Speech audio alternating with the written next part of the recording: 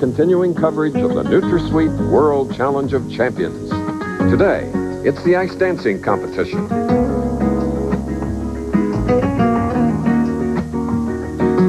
This Mediterranean port is more than 2,000 years old, a stunning and historic city filled with modern and ancient treasures. There's a grandeur to the architecture in Barcelona.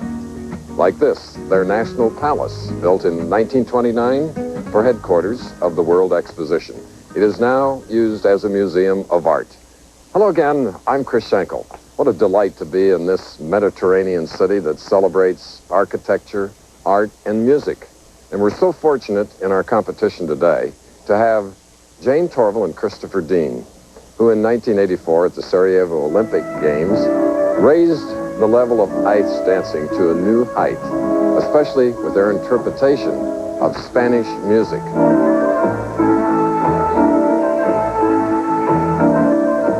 During their performance of the cape dance in their original set pattern, Jane played the role of the matador's cape. Whether Christopher whirled her around his feet or draped her around his neck, their ability to create an image is one of their greatest talents. And now, joining me again, Peggy Fleming. Oh, Olay! Now, there was the 10 if I've ever seen one. Well, thank you. You're too kind. Spanish music has so much drama, and it worked perfectly for Torval and Dean in 1984 at the Olympic Games. Today, we welcome them back to competition after 5 years. They have been on tour for the past 2 years with the Russian All-Stars, and they will be competing against some Soviet skaters that are in that company. In that time, they all became friends, and they shared ideas and learned from one another. And today, they're all together again, not in a show, but in competition. The Palau San Jordi, one of the new venues for the 1992 Summer Olympic Games. But it's a winter sport today, ice dancing. Dancers competing for this in prize money, 40,000, 20, and 12. First up from Moscow, Olga Volchinskaya and Alexander Svinin. And Peggy, they're making their professional debut, and what an opening it's going to be. Well, this couple, their speed and their sharpness is really a plus to their skating, and she adds a lot of drama. Watch this opening.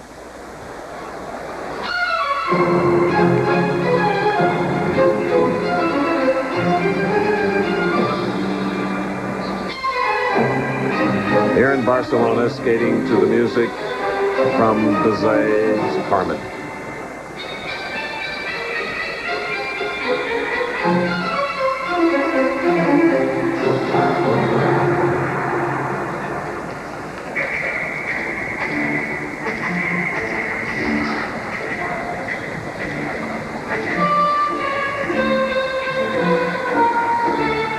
Olga elegant at 5 feet 7 inches tall. Alexander 6 feet 1.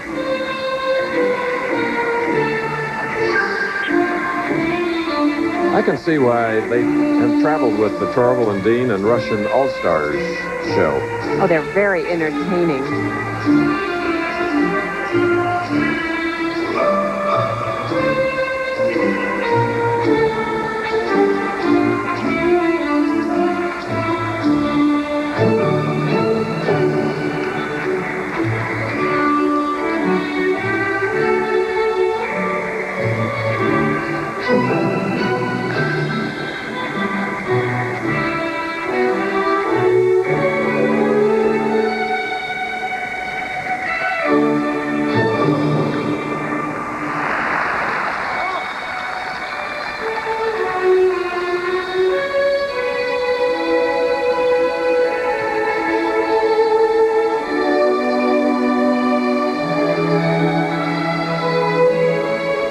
There are 7 judges at this competition. They're not only looking for the technical mark, but the artistic mark. In the technical, they're looking for the difficulty of this choreography, how creative it is.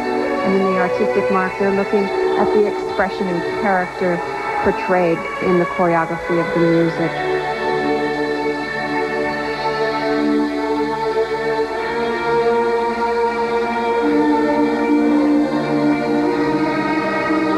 These are Soviet ice dancers Olga Volshinskaya and Alexander Svinen.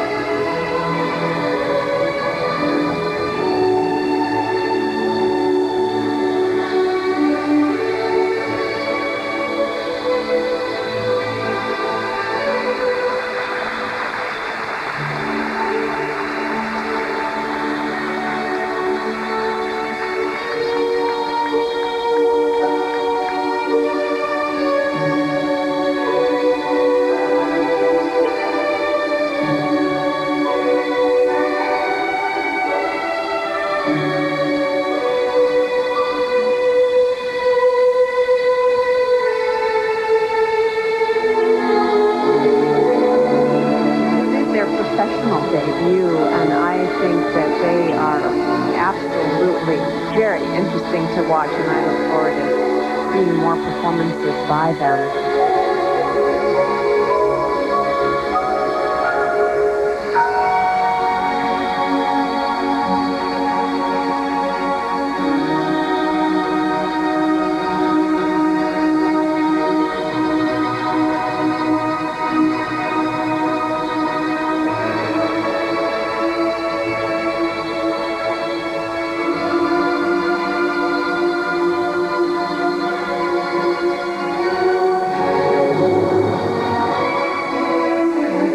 Dancing, there are no real specific elements like tricks of double axels or whatever to do. These are all original moves that the dancers have to create in your choreography. The judges are looking for that too.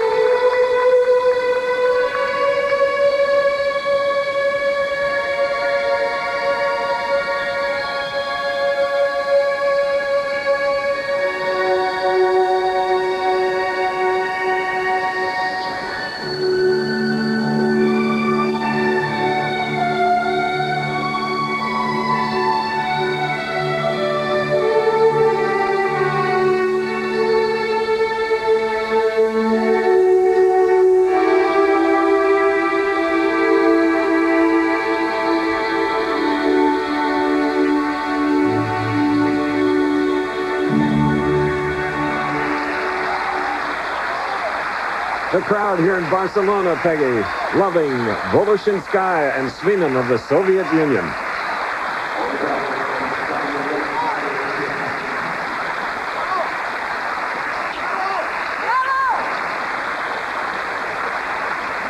That's about as sustained applause as we have heard here at Palau San Jordi for the ice dancers from the Soviet Union. We'll be back with their marks after this.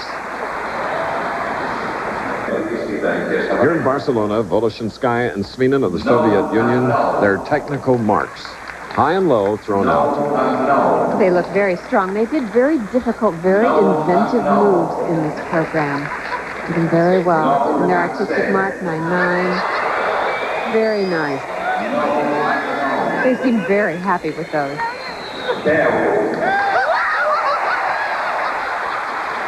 Equally pleased is choreographer Tatiana Tarasova. She's having a great time.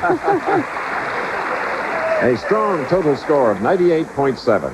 Coming up, the Olympic and four-time world champions Jane Torvill and Christopher Dean, who are returning to competition after 5 years of touring. Why are they back? I don't know, really. Why are we here? Well, when we were asked, we thought, why should we want to compete again, but then we thought, well, it's a challenge. And, but it's also an 5 years opportunity later, to do perform new pieces again, and also, although we're touring around a lot with a company that exposure-wise, the TV is the way to people to say, oh yeah, I remember them. Didn't they do something to Bolero once? In 1984, at the Winter Olympics, they gave this gold medal performance to Ravel's Bolero.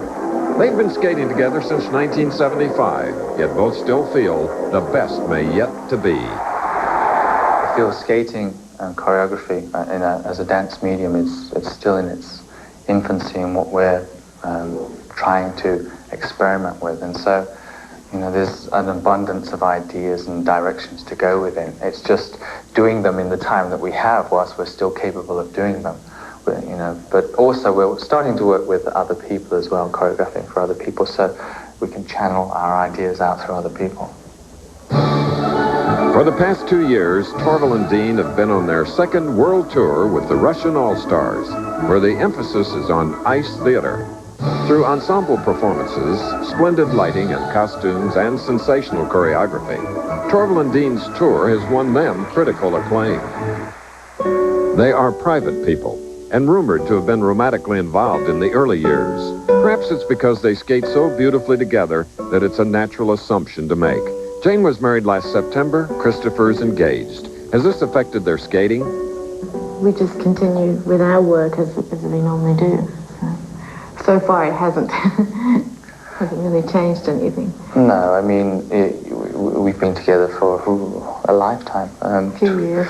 15 or so years, and so, we know what we have to do to make things work, and I think the people that we're involved with understand that as well, and so they sort of respect what we have to do. But at the same time, obviously, that we still have a commitment to various relationships, and so I think we're grown up enough to divide our time properly.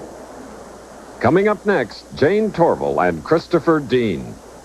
Now the very best at what they do. Ice dancers Jane Torval and Christopher Dean.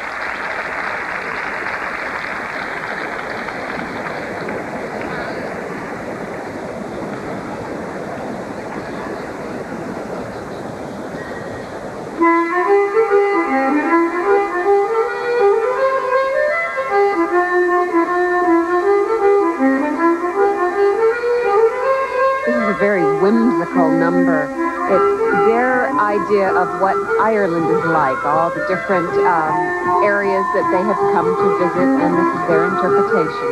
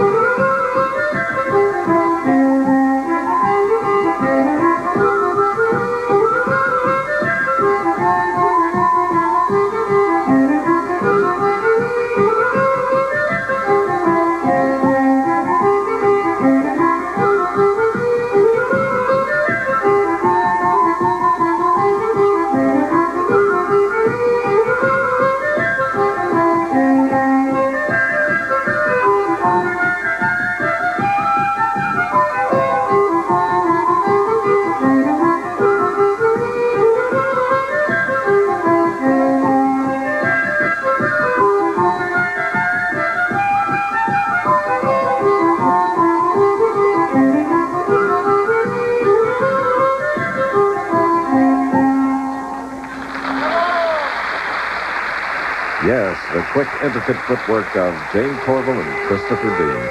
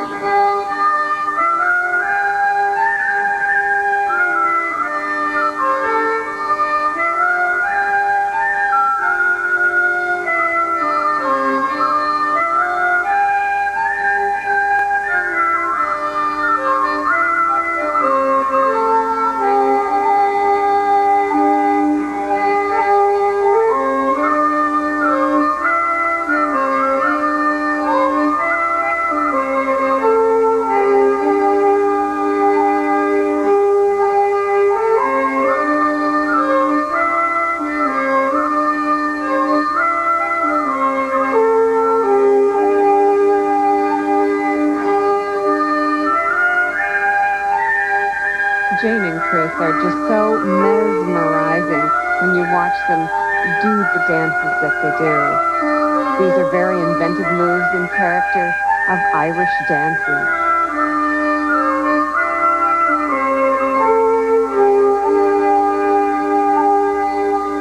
Now they'll be dancing to modern Irish music. Torval and Dean.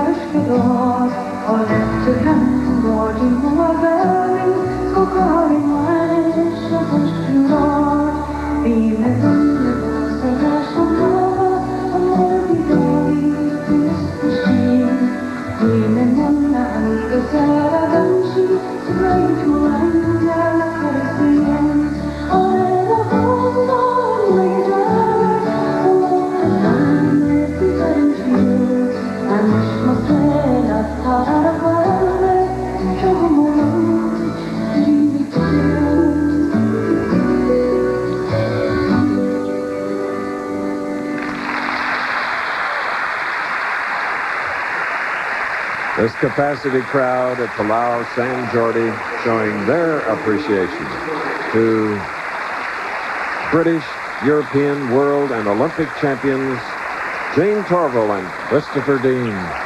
It just makes you want to go run through a meadow of heather, doesn't it? After Yes, that it number. does. Just so fresh and happy. And look at their footwork is absolutely so different and so inventive. And they do it with such ease. The art of figure skating at its finest. Now the technical marks. This is no surprise, seeing No. all these tins.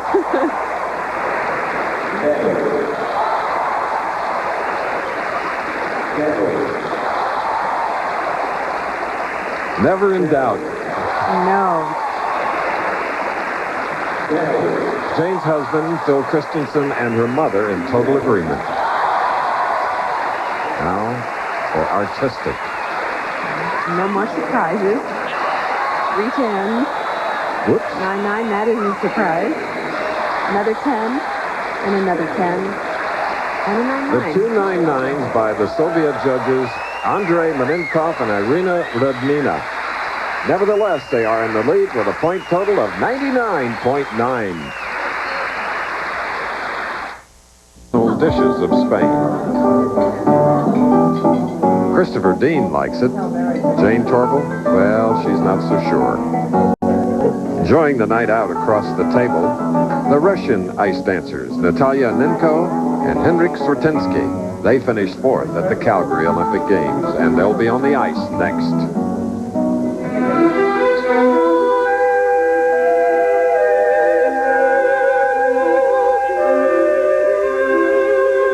Nenko and Strastensky have been known to choose artistically sinister music. This is an Egyptian number that Torval and Dean choreographed and performed themselves. and they have taught the number to Anenko and Stratensky.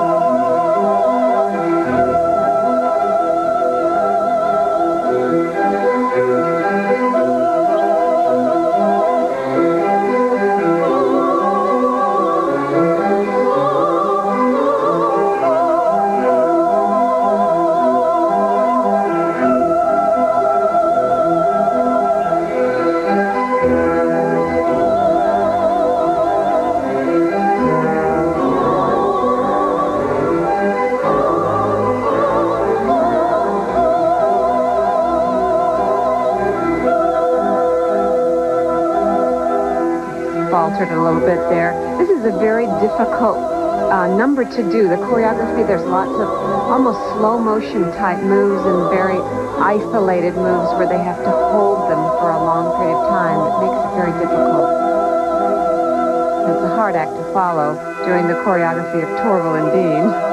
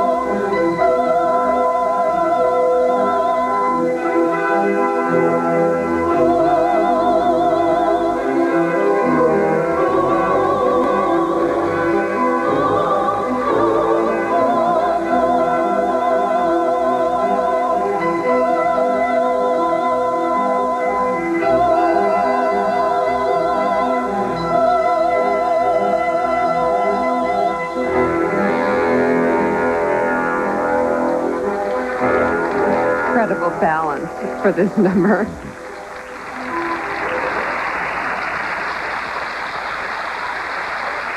So Anenko and Stratensky continue the ice dancing tradition started by the Soviets, winning the first Olympic gold medal in ice dancing at the Innsbruck Games in 1976. And here's a look at where he had a little trouble. He just fell off of his edge. There's a lot of concentration that is needed in a number like this. The technical merit. Satisfied, Peggy, with that? Well, I think this is a very difficult number for them. I don't think it really showed off their talent in a real strong way. And that helmet took away the beauty of Natalia, I might add. And with a 97.9, they finished third behind Torval and Dean, Volinskaya and Svinen. Our colleague, David Santee of Chicago, Illinois, who made 2 United States Olympic teams, is with the winners now, Torval and Dean. It's been a while since you've been on the competitive scene. Seems like nothing's changed. Perfect marks. Everybody loved it. Was it different in your approach to this competition? Well, we've obviously had the last 5 years experience of doing many performances and shows, etc., and you can really get to enjoy the performance and bring the audience into it, but it still felt kind of nerve-wracking being back in competition again. But I think after the first minute or so we began to relax and think, well, this is a performance, it's like a show, and we began to enjoy it more. And we enjoyed every moment. So for my colleagues, Peggy Fleming and David Santee, I'm Chris Schenkel saying goodbye from Barcelona, Spain.